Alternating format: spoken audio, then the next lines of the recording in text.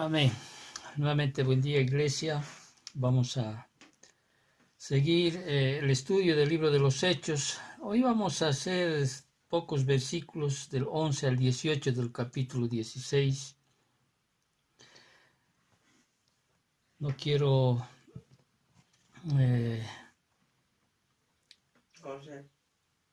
expandirme mucho más. Entonces vamos a estudiar hoy día el capítulo 16, versículos del 11 al 18, continuando el estudio que estamos haciendo. Y hoy generalmente vamos a describir el tema, trata de la descripción de dos mujeres. Dos mujeres que nos presenta el capítulo 16, versículos del 11 al 18. Ahí vamos a encontrar ejemplos tanto de lo que es la libertad como de la esclavitud. La libertad vemos relacionado en función a esta mujer llamada Lidia, que viene a ser la primera gentil registrada o convertida en Europa. Fue una mujer realmente liberada. Y vemos también a otra mujer mostrándonos como de esclavitud, una muchacha esclava sin nombre y endemoniada, tipificada a los esclavizados al pecado por parte de Satanás. En realidad vienen a ser, estas dos mujeres tipifican la humanidad. Hoy en día, poco para entrar en contexto, para que podamos ver de qué trata estos versículos del 11 al 18, que son versículos que nos muestran, básicamente nos hablan de la verdadera libertad. Hoy en día la libertad para la mujer, por ejemplo, digo la mujer porque esta exposición que hacen los misioneros, Pablo, Silas, Timoteo y Lucas, que se añade al equipo misionero, generalmente hablan y se dirigen a las mujeres. Hoy en día, por ejemplo, la libertad para la mujer es vivir sin violencia, ejercer autonomía sobre su cuerpo, o sea, en lo que es la autonomía corporal, es querer tener la libertad o la capacidad de decidir sobre su propio cuerpo, sobre su sexualidad, su reproducción, su vestimenta, que no tenga ninguna tutelas.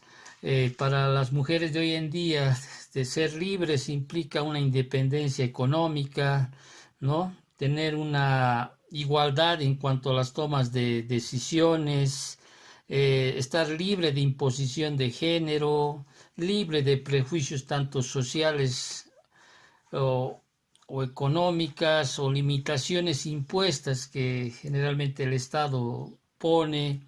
Entonces, para muchos, la libertad es eso en este mundo, ¿sí? Por eso hay hartos movimientos, hay muchos movimientos de liberación hoy en día, cuyo objetivo ¿cuál es liberar de la opresión y de la desigualdad a las personas y elevarlas a una categoría superior. Así se pueden sentir realizados, así se pueden sentir libres. Sin embargo, en el estudio que vamos a hacer hoy, el versículo 11 al 18 del capítulo 16, reitero, aquí va a mostrar o va a describir realmente a qué es una verdadera libertad. De hecho, ya nosotros sabemos a través de los estudios que hemos hecho, cuando nuestro Señor Jesucristo expresa en su palabra, ahí en Juan capítulo 8, versículo 32, por ejemplo, ahí es Jesús expresa y dice, conoceréis la verdad y la verdad os hará libres. Amén. Esa libertad, ¿sí?, que no viene por esfuerzo humano, y solo la Biblia nos presenta que solo existen los esclavos de la injusticia y los esclavos de la justicia. Eso lo vemos en la carta a los Romanos, capítulo 6, versículos del 16 al 18, para que tú puedas leer allá en casa. Entonces, ¿qué es ser libre para la mujer? En realidad, reitero, aquí se tipifica la humanidad y la verdadera libertad está en conocer la verdad. ¿Y quién es la verdad? Es Cristo. De lo contrario, siempre vas a estar sujeto a ser esclavos del pecado y de la muerte, algo que nosotros los cristianos llegamos a ser libres de tales cosas a través o de poner nuestra fe en el Señor Jesucristo. Entonces, estos versículos que nos muestran del 11 al 18, que describen a estas dos mujeres, también nos enseñan en estos pasajes las motivaciones que debemos tener, o sea, que Dios nos da para evangelizar. Ahí en estos pasajes vamos a ver cómo es que Dios te da las oportunidades para evangelizar. Y a veces creemos que las oportunidades para evangelizar solo están dadas cuando vas a una iglesia, o en un templo lujoso, o en un templo bien establecido. Sin embargo, vamos a ver cómo Pablo, o el equipo misionero, en este caso, Pablo, Silas, Timoteo y Lucas, que se añade al equipo misionero, pues ellos tienen esa oportunidad que Dios les da de evangelizar a las afueras de la ciudad, de hecho, cercanos a un río, al aire, al medio ambiente, podríamos decir así. Para ellos no había un lugar establecido, ¿sí? Si bien Pablo, cuando llegaba siempre a un lugar y venía el primer día de la semana, o sea, el día de reposo, lo primero que hacía Pablo era ir a una sinagoga. Sin embargo, en los textos que vamos a ver, no había en ese lugar sinagoga, y eso no le impidió a Pablo ir y tomar esa oportunidad que da Dios para evangelizar. Es lo mismo que hace nosotros, obviamente. No espere siempre un lugar que conforte, que tenga las instalaciones que quizá uno busca. No, Dios te da la oportunidad de evangelizar allá donde Él te lleve, o al lugar que Él escoja. Y a través de esa oportunidad de evangelizar, aquí vamos a ver también cómo es que Dios salva a las personas, salva a estas mujeres o algunas de las mujeres al evangelizar. Y siempre va a traer fruto al evangelizar. Entonces, nos habla también de estas motivaciones que Dios nos da para evangelizar. Asimismo, más adelante, si Dios quiere, la siguiente semana, quizá puedas preguntar o puedas hacerte tú una pregunta y digas, pero yo ahorita estoy pasando situaciones tan duras, tan difíciles en mi hogar, en mi trabajo o allá, y quizá tú puedas decir, yo estoy sufriendo y no tengo motivaciones para evangelizar a nadie si en mi casa está pasando alguna situación. Sin embargo, si Dios quiere, la siguiente semana, ya del versículo 16 hasta el versículo 40, ahí nos va a mostrar Dios también algunas verdades en las cuales cómo es que Dios puede usar tu sufrimiento para evangelizar, y a través también de aquello Dios puede usar tu sufrimiento para salvar.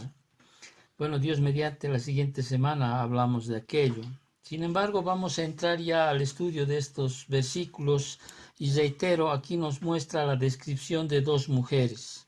Una mujer liberada, ¿sí?, cuyo nombre le damos como Lidia, y tenemos a una mujer esclavizada.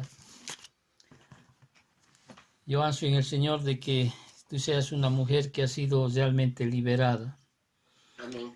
Que realmente hayas entendido lo que es la verdadera libertad en Cristo Jesús. Vámonos entonces al versículo 11 del capítulo 16, siguiendo nuestro estudio acá en el libro de los Hechos. Acá el pasaje, te acordarás de la anterior semana, se inicia con el equipo misionero. ¿Cuál es ese equipo misionero del cual vamos a hablar o están presentes en el relato de estos versículos? Está Pablo, está Silas, está Timoteo, y se añade al equipo misionero Lucas, ¿no? Y este pasaje se inicia con este equipo misionero en la ciudad portuaria de Troas, que estaba, ya habíamos dicho, situada al otro lado del mar Egeo de Grecia, sobre la orilla occidental de Asia Menor, que ahora es la moderna Turquía, cerca del lugar de la antigua Troya. Aquí el Espíritu Santo había dirigido allí a los misioneros, pues les había cerrado todas las demás puertas de ministración. Se acordarán ahí en el versículo 10, en los versículos 6 y 8, cuando dice, y atravesando Frigia y la provincia de Galacia, se les fue prohibido por el Espíritu Santo hablar la palabra en Asia, y cuando llegaron a Misia intentaron ir a Bitinia, pero el Espíritu no se les permitió, y pasando junto a Misia, descendieron a Troas. Te acordarás ahí que el Espíritu Santo los había dirigido ahí a los misioneros, pues ahí había cerrado todas las puertas de ministración. Y ahí dice que estando ellos en Troas, Pablo tuvo una visión, ¿se acuerdan? De un hombre de Macedonia, ¿sí? Que viene a ser la tierra firme de Grecia, que les rogaba y le decía, pasa a Macedonia y ayúdanos. Te acordarás que habíamos hablado la anterior semana cuán importante es ayudar a las personas, específicamente en cuanto a que ahí el versículo Dios dice para que les anunciésemos el evangelio. Entonces, esa visión que tiene Pablo habla de que un hombre le pide o les rogaba que pase a Macedonia y le ayudase. ¿Para qué? Para escuchar el evangelio, para que el evangelio pueda ser escuchado en esa región. Entonces, inmediatamente, ¿qué es lo que pasa? Y ahora sí continuamos el versículo 11, y ahí, debido al llamado que Dios hace, dice el versículo 11, zarpando, dice, pues, de Troas vinimos con rumbo directo a Samotracia y el día siguiente a Neápolis. Samotracia era una isla en el mar Egeo, a medio camino entre el Asia Menor y la tierra firme de Grecia. Allá ellos pernoctaron para evitar los peligros de navegar en medio de la oscuridad. De Samotracia llegan a Neápolis, que era una ciudad que les servía de puerto a Filipos. Cuando el equipo misionero desembarca en Neápolis, el ministerio de Pablo finalmente se extendió a Europa. Ahora, si tú quieres saber un poquito más sobre estas regiones, yo te aconsejo que vayas o veas la ubicación de estas regiones. Te aconsejo, si eres un buen estudiante de la palabra, te vayas al final de tu Biblia, porque ahí hay los mapas de los viajes misioneros de Pablo. Ahí están los mapas, las geografías de estos lugares, más o menos dónde se ubican, en las distancias y todo aquello. Entonces el equipo misionero, o sea, no se detiene a predicar en Neápolis, sino que de allí continuaron a dónde, dice, a Filipos. Fíjate el versículo 12. Y de allí dice, o sea, de Neápolis, donde no se quedan a predicar, porque no nos muestra el texto que se quedaron a predicar allá, y de allí dice a Filipos, que es, dice, la primera ciudad de la provincia de Macedonia, y una colonia, y estuvimos en aquella ciudad, dice, algunos días. Ahora, Filipos, sí, es una región que aquí lo identifica en el versículo 12, que es la primera ciudad, dice, de la provincia de Macedonia. Y también afirma en el versículo 12 que es una colonia. Filipos era llamada así en honor a Felipe II de Macedonia, que era padre de Alejandro Magno. Un poco para conocer la historia rica de este lugar. Era una ciudad que fue nombrada colonia romana por Octavio, después de la batalla de Accio en el 31 a.C. Y aunque en el libro de los Hechos aparecen otras 8 ciudades conocidas como colonias romanas, Filipos es la única a la cual Lucas se refiere como una colonia. Ahora, cuando se dice aquí que es una de las primeras ciudades, ¿sí?, de la provincia de Macedonia, hay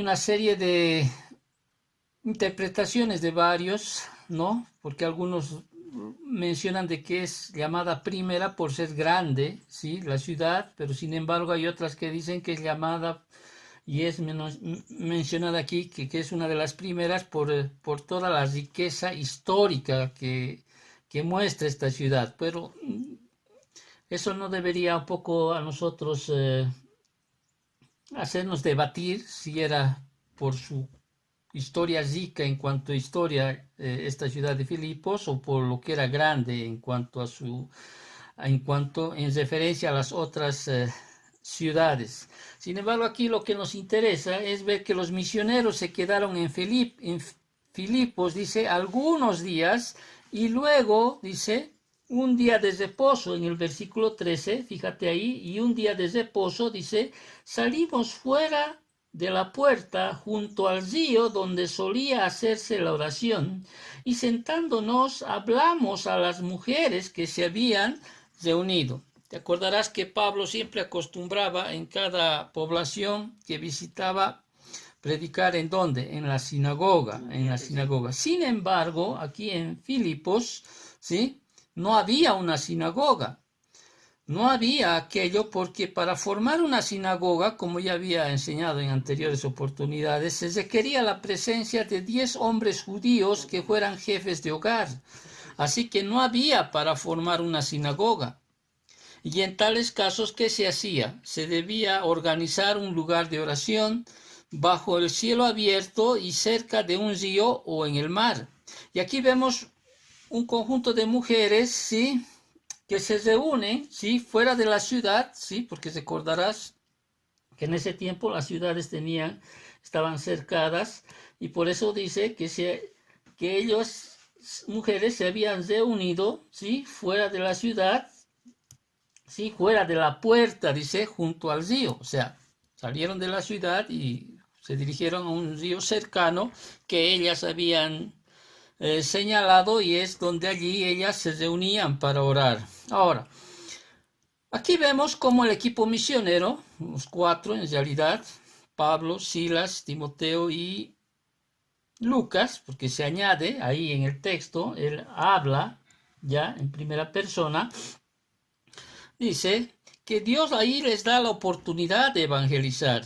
Y a falta de ahí de un hombre que las dirigiese, estas mujeres, dice, se reunían para orar, leer el Antiguo Testamento, estudiar lo que habían leído, ¿sí?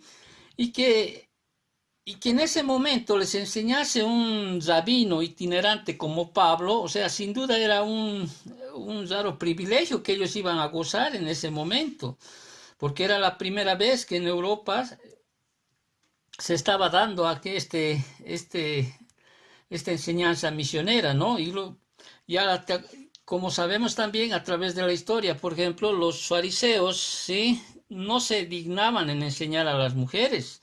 Y es más, en sus oraciones que ellos hacían, en sus oraciones rutinarias que ellos hacían, siempre mencionaban de que ellos agradecían a Dios, por ejemplo, de no ser esclavos, de no ser gentiles, de no ser mujeres. Pero Pablo realmente era un hombre que ya con un corazón de Dios, ella valoraba el ministerio de las mujeres, así como de nuestro Señor Jesucristo. Y es un hecho, ¿no?, que debemos resaltar. Y eso cuando estudiaba este libro o lo preparaba, me viene siempre a la mente que realmente las mujeres en las iglesias realmente son columnas dentro del sostenimiento de la iglesia. Particularmente nuestra iglesia, por ejemplo, imagínense ustedes que seguramente el ministerio quizá cesaría si no fuera el apoyo de las mujeres que tenemos en esta iglesia, que son muy poquitas, ¿no? Bueno, sin desmerecer el trabajo de Alvarito. Sin embargo, debemos nosotros resaltar y valorar a las mujeres el ministerio de las mujeres. Y Pablo valoraba mucho el ministerio de las mujeres. Por ejemplo, siempre hablaba en la carta a los romanos cuando saludaba y agradecía y les mencionaba a las mujeres de la labor que ellas hacían. Por ejemplo, vemos como Pablo menciona a Febe ahí en Romanos 16:1, como también exhorta tanto a Evodia y a Sindique en Filipenses.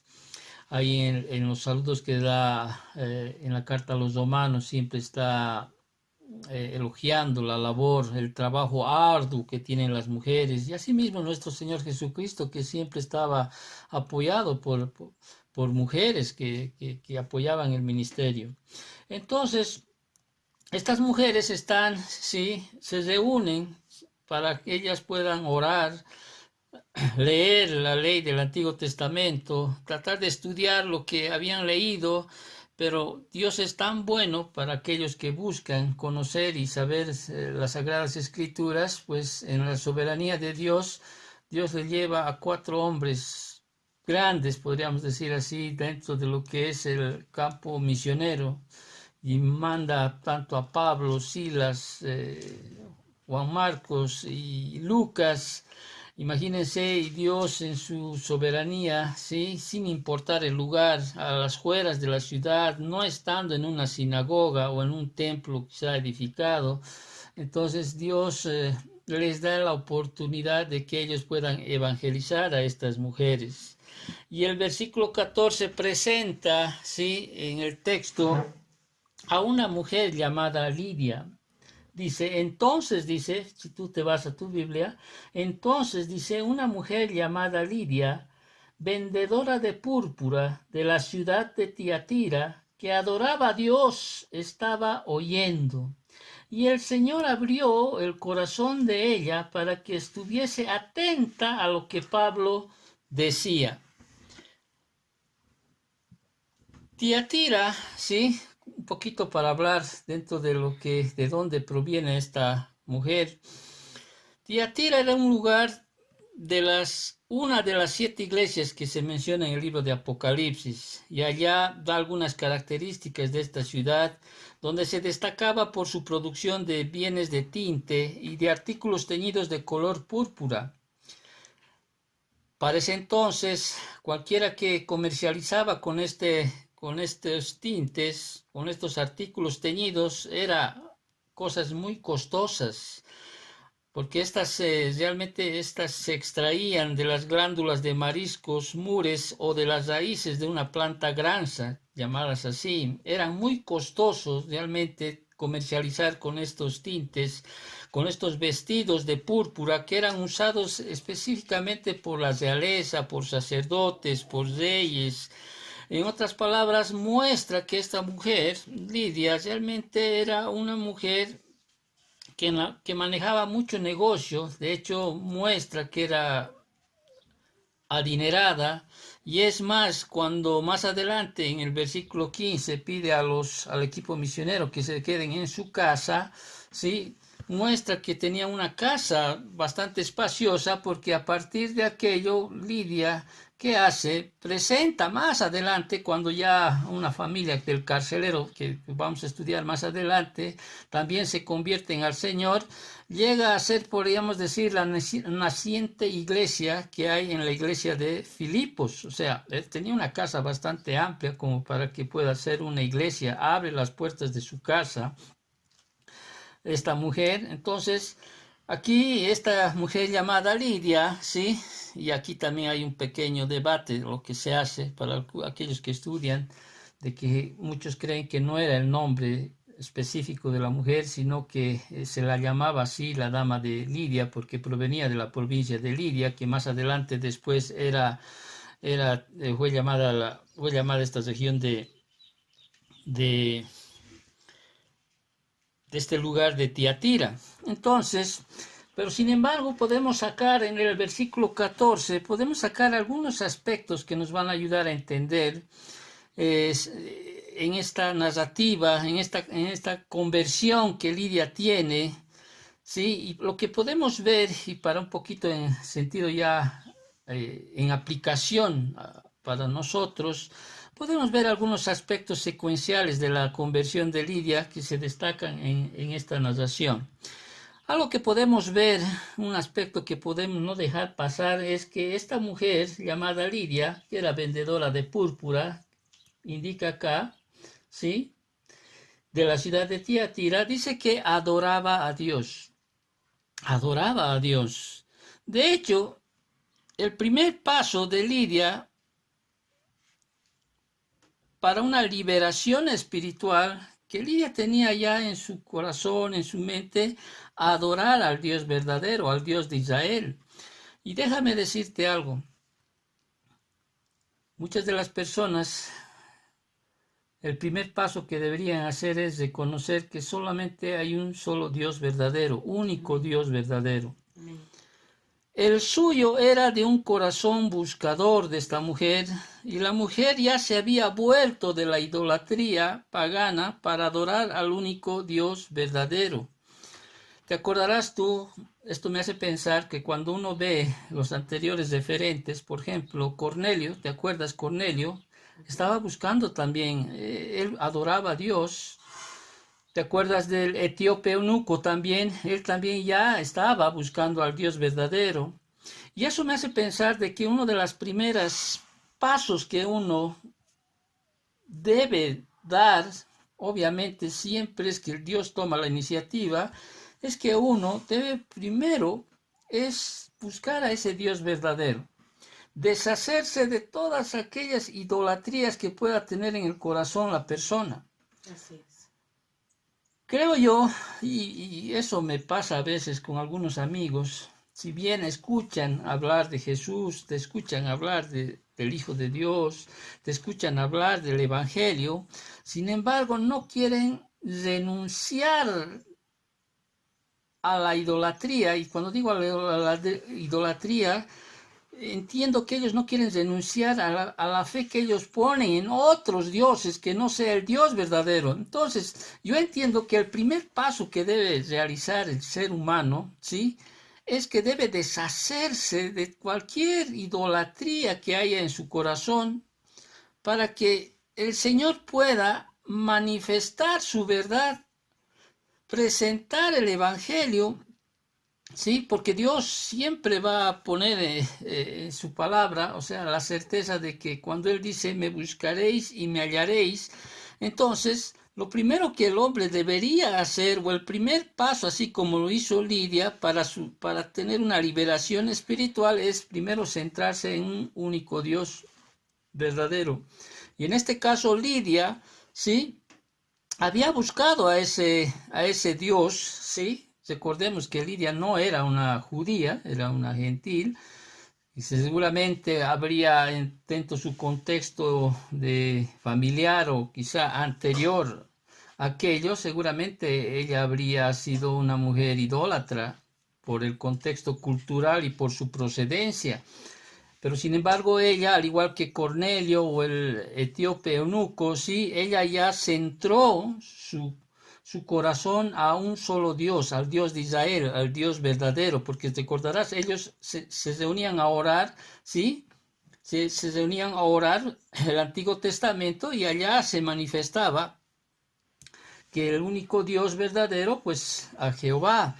Entonces, la búsqueda de Lidia fue el primer paso de su liberación espiritual. Ahora, lo que tenemos que entender también, un poquito como en aplicación, cuando la palabra dice en Romanos 3:11 que no hay quien entienda, no hay quien busque a Dios, lo que tenemos que entender, ¿sí? Y asimismo, cuando Jesús dice, ninguno puede venir a mí si el Padre que me envió no le trajera, lo que podemos entender siempre es que en la soberanía de Dios, Dios es el que pone en el corazón de las personas, en este caso de Lidia, ¿sí? Es el Dios en que da el primer paso para que la persona, en este caso la mujer Lidia, pueda buscar a Dios.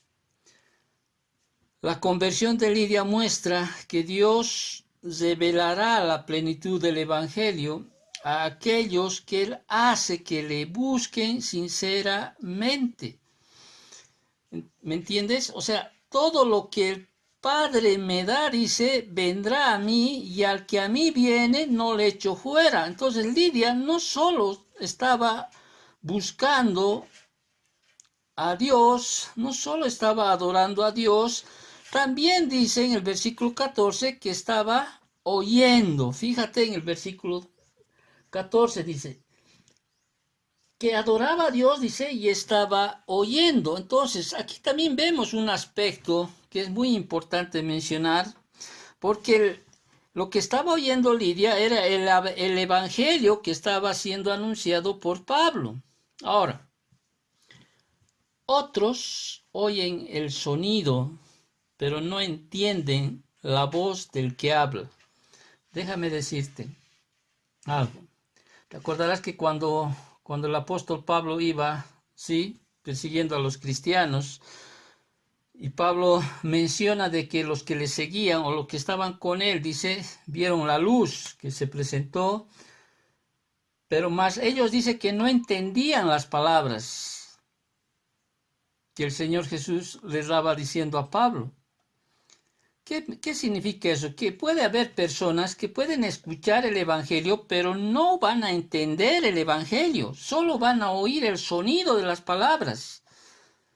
Y generalmente eso radica y eso implica de que es Dios en su soberanía, ¿sí? Que Él es el que abre el corazón de las personas, como lo hace en el caso de Lidia. Fíjate lo que dice más adelante. Lidia dice que estaba oyendo y el Señor abrió el corazón de ella para que estuviese atenta a lo que Pablo decía. Entonces, ¿quién es el que abrió el corazón de Lidia para que entendiese lo que Pablo estaba diciendo? Aquí dice, el Señor abrió el corazón de ella para que estuviese atenta a lo que Pablo decía. Dios tiene que abrir el corazón de las personas para que puedan entender el Evangelio. Dios es absolutamente soberano en la salvación. Eso es lo que se está manifestando. Amén. La salvación no depende de habilidades estratégicas de evangelización o de la habilidad del predicador, ni de una presentación magistral de las Escrituras. No es una obra humana en absoluto. Eso es lo que quiero que entiendan. Es una obra de Dios. Amén. Pablo mismo detalla eso en la primera carta a los Corintios, en el capítulo 2, versículos 1 al 4. También Pablo habla en la primera carta de los Corintios, capítulo 3, versículos 6 al 7, y me voy a ir y me voy a dar tiempo porque no quiero terminar muy rápido. Ahí en la primera carta a los Corintios, por ejemplo, ¿qué dice Pablo? Ahí Pablo describe su enfoque evangelístico a los Corintios, capítulo 2, versículo 1 al 4, dice, así que hermanos, dice, cuando fui a vosotros para anunciaros el testimonio de Dios, no fui con excelencia de palabras o de sabiduría, pues me propuse no saber entre vosotros cosa alguna sino a Jesucristo y a este crucificado. Y estuve entre vosotros con debilidad y mucho temor y temblor. Y ni mi palabra ni mi predicación fue con palabras persuasivas de humana sabiduría, sino con demostración del Espíritu y de poder. Aquí vemos cómo Pablo describe su enfoque evangelístico a los Corintios. Entonces, entendamos esto, no es una obra humana en absoluto, ¿sí? La salvación no depende de habilidades o estrategias de evangelización o de la habilidad del predicador o ni de una presentación magistral de las Escrituras. Todo depende o todo es obra de Dios. O sea, la persuasión humana no salva a nadie. Muchos individuos en esta época actúan de manera atolondrada, como si Dios dependería totalmente de ellos para alcanzar a los perdidos. Nada puede estar más lejos de la verdad. Es Dios, es absolutamente obra de Dios. Dios puede abrir el corazón de la persona que Él ha decidido o ha escogido en su soberanía, en su prerrogativa. Entonces, obviamente, cuando tú hablas el Evangelio a otra persona, debes pedir el poder del Espíritu Santo que se manifieste en la persona, porque Él es el único que convence ¿de qué? De pecado, juicio y de justicia. Entonces, no pretendas tú ser como aquel que va a dar salvación a las personas. No, simplemente somos mensajeros del Evangelio y es Dios en su soberanía, dice, así como abrió el corazón de Lidia, ¿sí? Para que entendiese lo que Pablo estaba diciendo, pues Dios lo va a hacer así. Entonces dice que Lidia, que adoraba a Dios, porque es uno de los primeros pasos de conocer al Dios verdadero, al único Dios verdadero, dejar de lado todo lo que es la idolatría. Y cuando digo idolatría, tú ya sabes, no estoy solo hablando de imágenes o de estatuas, estoy hablando de aquello que está por encima de Dios o lo que tú pones por encima de Dios. Si tú no pones, o sea, a Dios primero en tu vida, no vas a entender las Escrituras. ¿Por qué? Porque esa idolatría está siendo como un obstáculo para que puedas entender las Escrituras. Por favor, entiéndame eso, hermano o hermana que estás al otro lado, entiéndame aquello, reconoce, ¿sí? Que Dios es el soberano, Él es todopoderoso, el omnisciente, el omnipotente, Él es el único Dios verdadero, aquel que puede abrir tu corazón para que puedas entender las palabras del predicador, las palabras que están escritas en su palabra. Mientras tú tengas un ídolo en tu corazón, o sea, que ponga a cualquier cosa por encima de Dios, va a ser muy difícil que entiendas el Evangelio, va a ser muy difícil que entiendas su palabra. ¿Por qué? Porque estás poniendo una barrera, estás poniendo un obstáculo, ¿sí? Un obstáculo. Así como Lidia entendió que buscaba, adoraba a Dios, así como Cornelio, que dejó de lado las otras idolatrías que se manejaban en ese tiempo, como el eunuco etíope también, que buscaba al Dios verdadero. Dios, como decimos, no es deudor, Dios es aquel que se va a manifestar, aquel que lo busca. ¿Por qué? Porque su palabra así lo dice en Jeremías 29:13. Me buscaréis y me hallaréis, dice, porque me buscaréis de todo vuestro corazón. No sé si estás captando lo que se te quiere decir acá. Entonces, sé como Lidia, ¿sí? Entiende aquello. Adora a Dios, ¿sí? Adora a Dios. Deja de lado cualquier otra idolatría, o sea, cualquier otra cosa que pueda interferir o pueda ser obstáculo. Busca a Dios y Él se va a presentar o va a traer personas, va a traer instrumentos que Él ha elegido. ¿Para qué? Para hablarte de su palabra. Y Dios va a abrir ese corazón. ¿Por qué? Porque estás buscando, ¿sí? Con un corazón deseoso, estás buscando con un corazón receptivo para responder al Señor. Entonces, lo que primero vemos aquí en el texto que estamos estudiando, ¿sí? Vemos cómo alguien debe buscar a Dios primero, ¿sí? Buscar a Dios. Al buscar al Dios verdadero, al único, Dios va a permitir que oigas el Evangelio. Y cuando digo oigas, ya creo que has entendido lo que quise decirte hace un momento atrás. Una cosa es que oigas el ruido, el sonido de las palabras, pero otra cosa es que realmente entiendas lo que se te está hablando, lo que se está predicando, lo que se te está enseñando. Porque después eso va a hacer que tengas un corazón receptivo para responder a Señor. Ahora, ¿cómo sabemos que Lidia realmente entendió lo que Pablo estaba hablando, lo que Pablo le estaba dando el mensaje en cuanto a cuando Pablo está enseñando? Porque dice que después, oyendo, dice, el Señor abrió el corazón de ella para que estuviese atenta a lo que Pablo decía. Y cuando fue bautizada, dice, y su familia nos rogó diciendo. Entonces, seguramente Pablo le había hablado del bautismo, porque como se acostumbraba en la iglesia primitiva, Lidia fue bautizada, dice, junto con su familia. Inmediatamente después de su conversión, sin duda, dice, bueno, en el río cerca que estaban, en el lugar de oración, la familia de Lidia, o sea, dice aquí, su familia, se fueron, ¿qué? Bautizadas. Ahora, el bautismo es la señal externa, ¿no es cierto?, de la identificación de la persona redimida con Cristo. Ya habíamos dicho aquello, es un acto de obediencia por parte del creyente, aunque también habíamos manifestado que no juega ningún papel en la salvación, pero sin embargo es una señal externa de la identificación de la persona redimida con Jesucristo. Aquí entendemos entonces que Lidia se bautizó reconociendo, ¿sí? Seguro las palabras que Pablo les había hablado del Evangelio, ¿no? Reconociendo ese paso de muerte a vida, y ella asume y dice, pues aquí, como nos pasa a cada creyente, ¿no? Obviamente aquellos que realmente entendemos lo que es el bautismo bíblico verdadero, ¿no? Más allá de esa muestra externa o de esa señal externa, nosotros nos identificamos con la muerte de Cristo y nacemos a nueva vida. Y entendemos y decimos, aún en el cántico que hacemos, he decidido seguir a Cristo. Entonces Lidia, sí, y gracias a Dios, dice que algunos de su familia, más ellos que hacen, reconocen, escuchan el Evangelio. Escuchan el Evangelio. Entonces, pero más allá de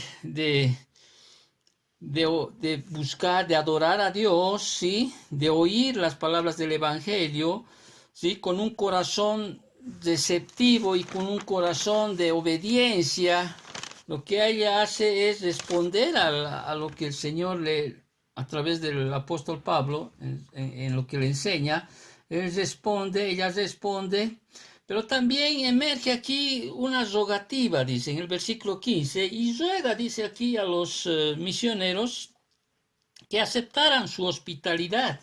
Y dice, y cuando fue bautizada y su familia, nos rogó, dice. ¿Quién es el que está escribiendo aquí? Lucas, ¿no es cierto? Por eso decimos, el equipo misionero está conformado en este caso por Pablo, Silas, Timoteo y Lucas. Y Lucas, el que está escribiendo, ¿sí? Dice, y nos rogó, dice, diciendo, si habéis juzgado que yo sea fiel al Señor, dice, ellos habían juzgado, ¿sí? Que Lidia llegó a ser fiel al Señor, dice, entrad en mi casa y posad, y nos obligó a quedarnos. Hermano, la hospitalidad se requiere de todos los cristianos, eso manda la Biblia, ser hospitalarios, ¿no es cierto? Y especialmente en las Escrituras muestra que la hospitalidad generalmente es especialmente que deben manifestar las mujeres, así como los líderes de la iglesia, que viene a ser un requisito para ser pastor, ¿no? Es muy crucial en las Escrituras de que el cristiano siempre debe ser hospitalario, es como una muestra genuina de que realmente eres un verdadero creyente, porque era muy crucial en el mundo antiguo, o sea, ser hospitalario, porque donde los cristianos iban de un lado a otro lado o eran perseguidos y tenían que escapar o tenían que en su itinerario misionero que ellos tenían, realmente los lugares o los hostales en ese tiempo eran tremendamente inadecuados, eran sucios, eran peligrosos, caros, y mucho más a menudo eran burdeles en realidad, donde los cristianos pues por su misma posición pues era pues no era muy adecuado que ellos se hospedaran en esos lugares. Por eso en la palabra siempre se menciona que la hospitalidad o la hospitalidad requerida por los cristianos siempre tiene que ser alta para con los cristianos, donde uno debe preparar un hogar donde los viajeros pudieran estar expuestos al amor cristiano, a una vida familiar, a la comunión, que era una alta prioridad para las mujeres cristianas. Vuelvo a reiterar, eso lo manifiesta en 1 de Timoteo 5, 9 y 10. Entonces, la hospitalidad de Lidia ofreció prueba de que su realidad era una mujer liberada, ¿sí?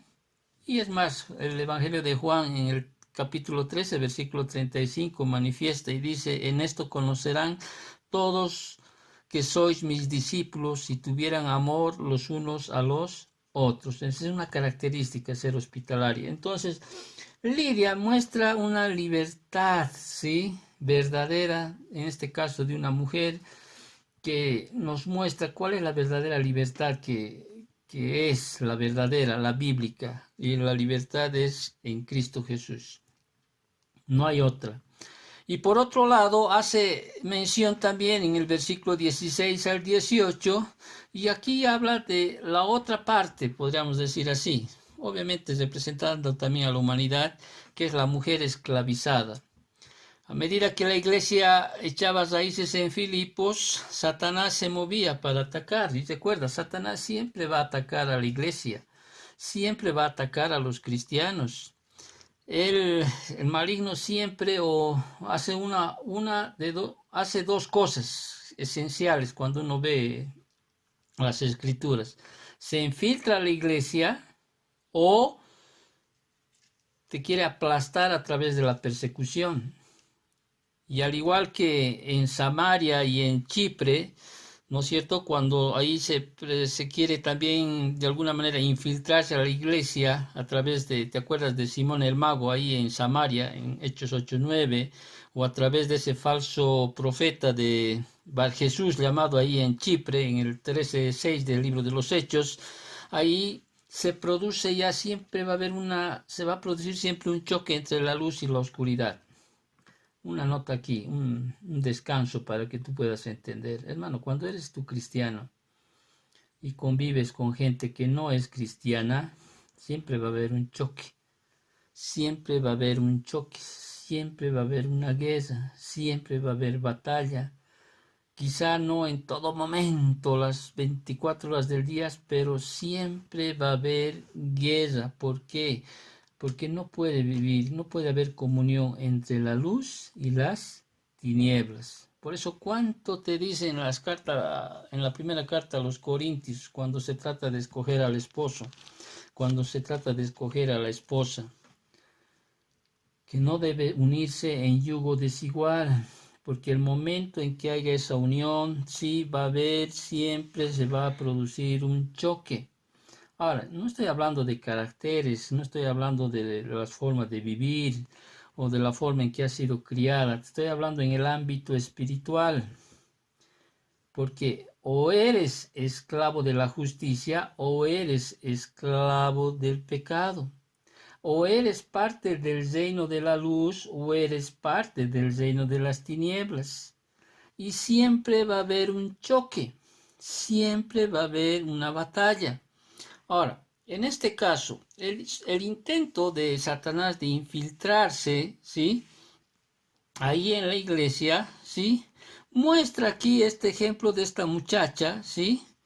Que le salió al encuentro, ¿no es cierto? Porque esta muchacha venía a ser un emisario del diablo, porque era una mujer, ¿no? Y leemos en el versículo 16, dice, y aconteció, dice, que mientras íbamos a la oración, nos salió al encuentro una muchacha que tenía espíritu de adivinación, la cual daba gran ganancia a sus amos adivinando. Ahora, le salió, dice, al encuentro un emisario del diablo, de Satanás. Aquí en el texto griego, esto más para aquellos que estudian o aquellos que están siguiendo el estudio, el texto griego literalmente reza así, o sea, dice así, le salió al encuentro un espíritu pitón. Esta designación se deriva de la mitología griega, en la cual Pitón era una serpiente que custodiaba el famoso oráculo de Delfos. Con el tiempo, el Pitón resultó muerto en manos de Apolo, el dios de la profecía, y ya que se creía que Apolo hablaba por medio del oráculo en Delfos, el término Pitón llegó a referirse a cualquiera en contacto con Apolo. En términos modernos, la joven era una medium en contacto con demonios. Y aquí Lucas observa que la endemoniada, dice, daba grandes ganancias a sus amos adivinando. Obviamente eso más adelante le va a traer problemas a Pablo, que lo vamos a estudiar la siguiente semana, si así Dios lo quiere. Entonces, se creía que tales personas podían predecir el futuro, o sea, un bien valioso en la cultura greco-romana. De hecho, los griegos y los romanos daban mucho mérito al augurio y a la adivinación. De hecho, un comandante no podía ir a la guerra o a una batalla o tener una campaña militar sin que antes el emperador primero consulte a un oráculo para ver cómo iban a resultar las cosas. Si en esas consultas a estos entes, ¿no? A estos mediums, les decía que les iba a ir bien en la batalla, pues ellos firmaban el decreto para ir a la batalla. Pero acá, hablando de la muchacha esclava con este don de clarividente, era, por tanto, una verdadera mina de oro para quienes, para sus propietarios.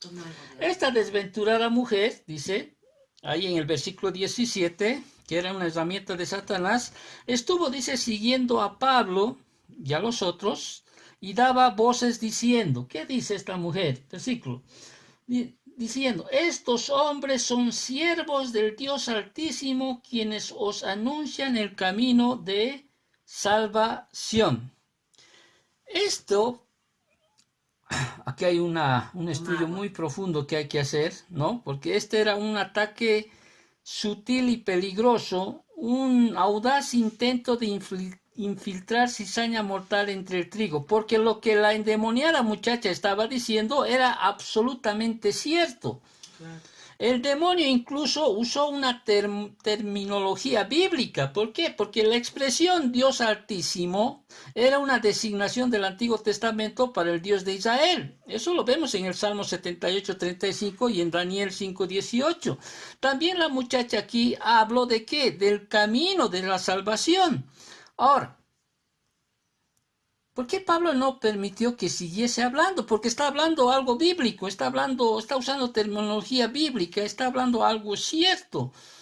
Hermano, lo que tenemos que entender o sacar de este pasaje, de este versículo 17, lo que tenemos que entender es que el padre de mentiras, o sea, Satanás, ¿no? Manifiesta la verdad cuando conviene a sus propósitos. Por eso dice que él se disfraza, ¿no es cierto?, como un ángel de luz. Algo de su obra más eficaz y diabólica se hace en el nombre de Jesucristo. A menudo el maligno utiliza un título verídico para atrapar a personas en un falso sistema religioso. O dime tú que no le escuchas hablar, por ejemplo, a esos herejes que están en los canales de televisión, a veces usar terminología bíblica. Obviamente que ellos malinterpretan, ¿sí? O manejan o lo utilizan a veces versículos fuera del contexto, ¿no? Pero siempre están en su boca el Señor Jesucristo, el Dios de Jehová, el Dios, siempre están en su boca terminologías, sí, bíblicas, pero eso no quiere decir que realmente sean mensajeros de Dios. ¿Por qué? Porque entendemos que el maligno puede utilizar, así como está utilizando aquí verdades bíblicas, está utilizando, sí, palabras o terminología bíblica, pero con un otro fin. No sé si me estás entendiendo. Está utilizando con un otro fin. Y ya que la muchacha endemoniada estaba de acuerdo con los predicadores cristianos, la suposición natural sería que ella fuera parte del grupo. Entonces habría estado en posición de hacer daño inconfesable a causa de Cristo. Hermano, tenemos que tener mucho cuidado entonces. No todo aquel que dice Señor, Señor entrará en el reino de los cielos. Puedes escuchar de personas, yo los llamo herejes, puedes escuchar de personas usar terminología bíblica, así como esta muchacha, pero sin embargo, sí, sus fines son muy contrarios a lo que la palabra del Señor nos llama o nos muestra. Tenemos que tener mucho cuidado, mucho cuidado. Al igual que nuestro Señor Jesucristo, Pablo no quería publicidad de parte de Satanás. Por eso en el versículo 18, cuando esta muchacha seguía manifestando, seguía diciendo, estos hombres son siervos del Dios Altísimo, a quienes anuncian el camino de salvación, dice. Y esto, dice, lo que hacía por muchos días, más desagradando a Pablo, o sea, Pablo ahí se molesta. Este se volvió, dice, y dijo al Espíritu, te mando en el nombre de Jesucristo que salgas de ella, y salió en aquella misma hora. Entonces, se ofendió el asalto satánico a su ministerio, Pablo, pero también sintió pesar por el lamentable estado de esta muchacha, de esta joven, y acabó con lo uno y lo otro cuando él, dice, se volvió y dijo al Espíritu, te mando en nombre de Jesucristo que salgas de ella.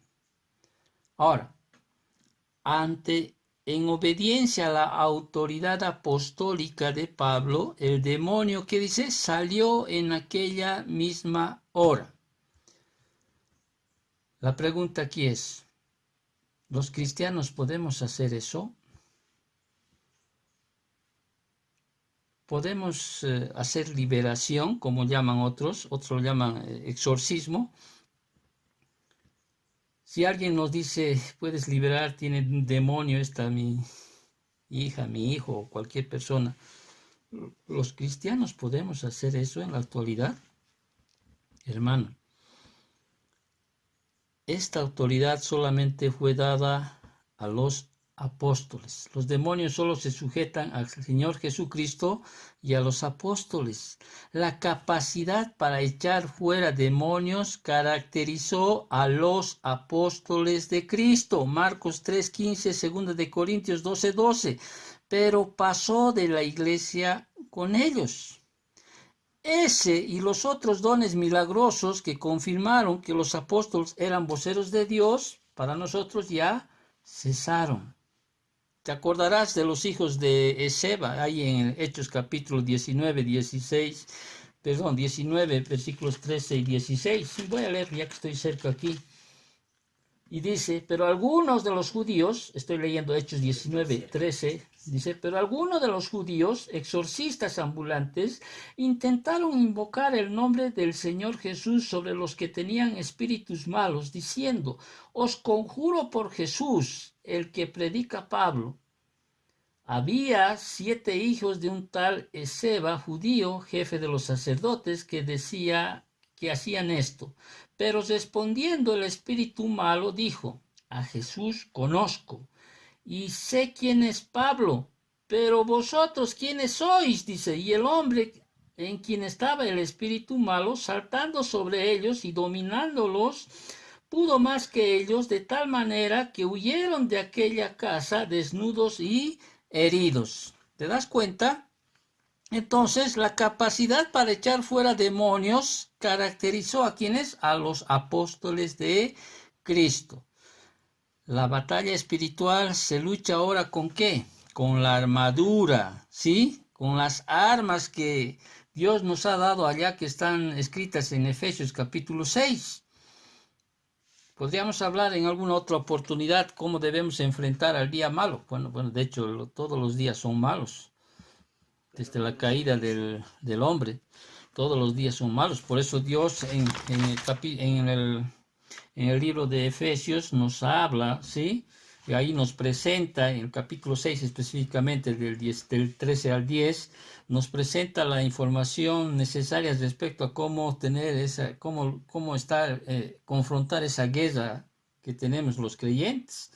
Y ahí te va a hablar cómo debe ser tu preparación, ¿no? Cómo debes fortalecerte en el Señor. Ahí te va a hablar de la provisión que Dios te da, o sea, la armadura de Dios. Ahí te va a hablar del enemigo que es Satanás y de las huestes o los demonios, aquellos que enfrentamos, que no son aquellos que podemos verlos, ¿sí? Porque no tenemos lucha contra sangre ni carne, sino contra potestades, principados, huestes de maldad en las regiones celestes, ¿te acuerdas? Y también ahí nos va a mostrar cómo la victoria radica en estar firmes. De hecho, hoy en día nos dice el Señor que lo que podemos hacer, en la única parte donde podemos ver cómo hacemos esta lucha espiritual, es aquella que nos manifiesta en Santiago, de que debemos resistir al diablo, y el diablo, ¿qué dice? Huirá de vosotros. Ahora, no hay en la Biblia ningún pasaje que muestra que los creyentes, ¿sí?, tengan esa capacidad de echar demonios. Solamente, reitero, es la capacidad para echar fuera demonios caracterizó a quienes, a los apóstoles. Los demonios se sujetan al Señor Jesucristo, y en ese tiempo a quienes, a los apóstoles. Entonces, tenemos que entender aquello en este tiempo, no es meterse en ese lado que quizá otros se meten. ¿Sí? Se meten. Entonces, vemos aquí a esta mujer, ¿sí?, que fue que fue esta muchacha que en la capacidad del apóstol Pablo, pues, echó fuera a esos demonios. Amén. Entonces, te mando, dice al final, en el nombre del Señor Jesucristo, que salgas de ella, dice, y salió en aquella misma hora. Terminando con esto, reitero, estas dos mujeres tipifican a toda la humanidad. Todo el mundo o está liberado por medio de Jesucristo o esclavizado por parte de Satanás. Y la única senda hacia la libertad es la que siguió Lidia. ¿Cuál es esa senda la que siguió Lidia? Buscar a Dios, al único, al verdadero. Oír el Evangelio. Y tercero, tener un corazón receptivo para responder al Señor. Quienes hacen eso no resultarán desilusionados, porque el Señor mismo promete en su palabra, específicamente en Jeremías 29:13, me buscaréis y me hallaréis, porque me buscaréis de todo vuestro corazón. Oremos para terminar. Gracias, Padre, por tu palabra. Bendito Dios, porque un día, Señor, en tu prerrogativa y en tu soberanía, Señor, pusiste en nosotros el querer como el hacer, el de buscarte a ti, al único Dios y verdadero Padre Santo. Y a través de aquello, Señor, tú abriste nuestro corazón, nuestra mente, para oír el Evangelio, para entender el Evangelio. No todos tienen ese privilegio, bendito Dios. No todos pueden entender lo que tu palabra dice, bendito Padre. Entendemos porque a ti te place, Señor, porque tú, Señor, tomaste la iniciativa, Señor, porque tú, Señor, abriste nuestro corazón para entender. Y lo que nos corresponde a nosotros, Señor, siempre es tener ese corazón receptivo, ese corazón agradecido y ese corazón que obedece, bendito Dios. Un día, Señor, entendimos el Evangelio. Un día, Señor, a través de esa señal externa nos bautizamos y habíamos dicho, Señor, que hemos decidido seguirte a ti, Padre Santo. Y a través de aquello seguimos, bendito Dios, aprendiendo tu palabra. Sabemos, Señor, que te hemos fallado, bendito Padre. Sabemos, Señor, que a veces entramos en un tiempo donde dejamos de luchar contra el mundo, contra la carne, contra el diablo. Y realmente a veces entramos o caemos en pecado o en complacencia, bendito Dios. Perdónanos, Padre, perdónanos porque quizá a veces nos dejamos llevar, Señor, por esas cosas atractivas que el mundo ofrece, bendito Dios. Pero como dice tu palabra, Señor, tú pones el querer como el hacer. Permítenos, Señor, renovar nuestros votos, renovar, Señor, nuestra creencia, renovar, Señor, a través de tu prerrogativa y soberanía, Señor, puedas nuevamente abrir nuestro corazón, nuestra mente, para que podamos andar en tu camino, Padre. Y no, Señor, dejar o no perder nuestras recompensas, Señor, que tú nos das en tu palabra, Padre Santo. Gracias, Papito Dios, te agradecemos por todo. Bendice a la familia, bendice a los hermanos, bendito Padre, y pues que ellos realmente puedan entender tu palabra, Padre Santo. Te agradecemos en nombre de Cristo Jesús. Amén.